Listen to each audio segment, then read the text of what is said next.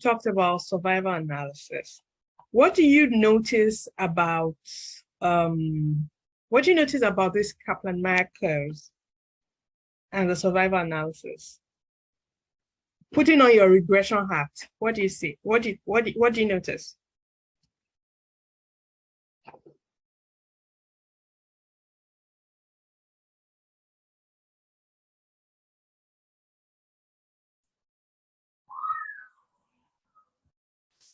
A linear relationship. The type of linear regression. I agree that the Poisson regression is a type of linear regression. Okay.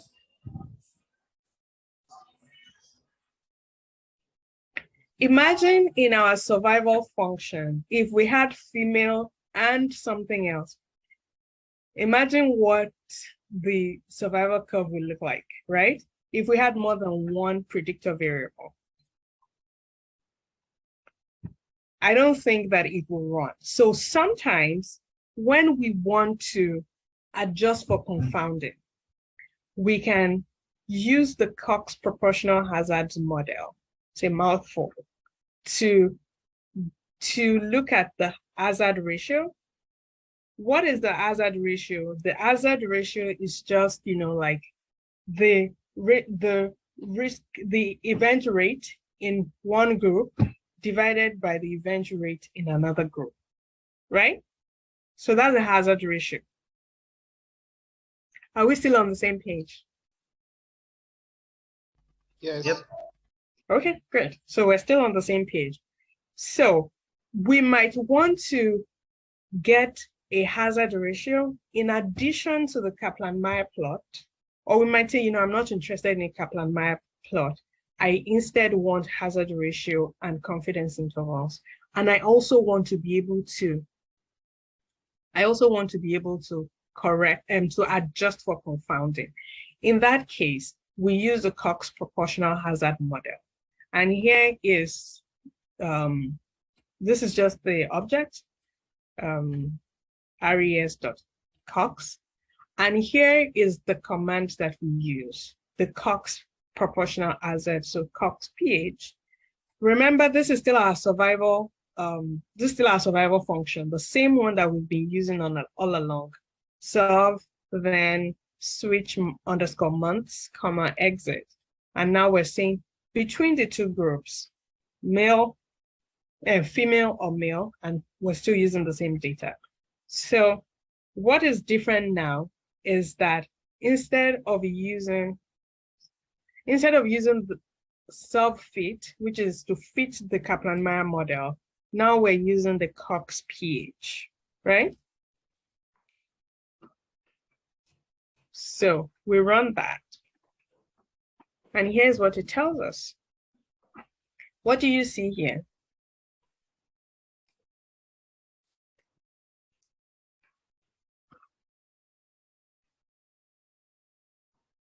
Any thoughts?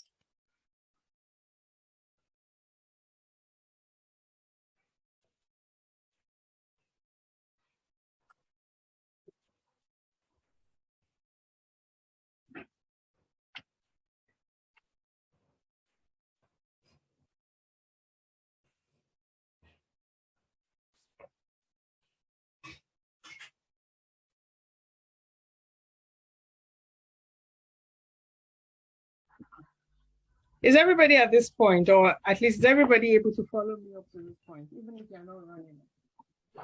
We have Yes. followed but can't interpret. Okay. Let me give it a try. Okay, go on. Okay. From the output, there is it said that there is 161 observation and the 35 events that have been captured. Then it also saw the confidence interval, the standard error, confidence interval of the observed and the expected, and the standard error, and the p-value is 0.169. So, Okay, sorry. The lower confidence interval, it was showing a little bit lost, but it shows the confidence interval, and it's in that it's not statistically significant based on our null, and we can infer that the hazard, sorry, I'm lost again. Thank you for giving it a shot. So what we have here, like R will always do, it's told us this is the formula that you used, right? And the top here is the coefficient of being female. And you can see that it's negative 0.671. That is the exponent of the coefficient. Remember that the hazards, the Cox model is also a log model. So the coefficient is actually the log of the hazard ratio, which I mean is just it doesn't mean anything in real life. So what R has done is to give you the exponent of this coefficient, so it's 0.5, and then it's giving you the standard error of the coefficient, and then it's giving you the z-score and the p-value. So you can see here that the coefficient, the hazard ratio, is 0.5, right? Yes. So what you're trying to say is that females have the ratio, the hazard ratio of dropping out from medical practice between males and females is 0.5. And the p-value, the two-sided p-value is 0.169. So it is not statistically significant. There is no significant difference between the hazard of men dropping out compared to the hazard ratio of women dropping out. Does it make sense? Yes. Hello? Yes, please ask question. Considering what we saw in the graph above, will this agree with that? Yes. Let me see. Remember when we said here.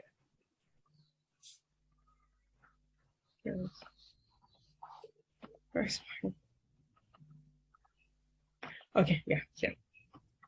Remember when we said here that the lower confidence interval for females overlaps with the upper confidence interval for the males. So there's this overlap in the confidence intervals between the two groups. It doesn't suggest to me that there's a clear difference in the probability of dropping out of medical practice within this time that we looked at. May not be forever and ever, but within this time that we looked at, the probability of dropping out of medical practice is not clearly different. The confidence intervals overlap. Remember that the confidence intervals, this 95% confidence interval just says that there is a probability, the value in the population is likely to lie between these two intervals, right? Okay. So what it means is that, for instance, look at the blue. Let's focus on this. Look at the blue. So what it means is that some of the women, their probabilities could be here. And some of the men, their probability could be here.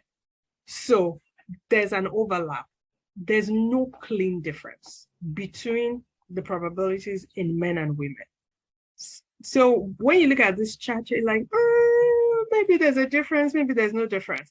Then you come to do the log rank test and it tells you, look, there's no difference. I have looked at the number of females and the number of males and the number, okay. Then I've looked at the number of males, I've looked at the number of females. I've looked at the observed event among them. This is what I expect. This is what I found. using a chi-square test with 1 degree of freedom, the p-value is 0.2. So we fail to reject the null hypothesis of no difference. Okay. So basically, if you wanted to stop here, you've done your Kaplan-Meier plot and you've done a log rank test. If you wanted to stop here, your observations and your conclusions are valid. But sometimes you don't want to stop there. You want a hazard ratio. Same thing with, hazard ratio with confidence interval. You can do that instead of a Kaplan-Meier plot, or you can do it at the same time. And you want to adjust for confounding. So sometimes there are other variables. I don't know, maybe, let's see. In addition to gender, maybe we'll say the location of practice. If someone practicing in a rural area versus someone practicing in an urban area, do they have, will their hazard ratio for dropping out of medical practice differ? Or if their marital status, if they were married versus not married, So sometimes you want to adjust for other confounding variables that your literature review has shown you might be important, right? So that's where your Cox proportional hazard models come in. So it's basically, the Cox proportional hazard model for this particular analysis is giving us the same conclusion. There is no difference in the hazard ratio of men dropping out of medical practice compared to women. Does it make sense? Yes. Okay, so it's like another way of looking at it.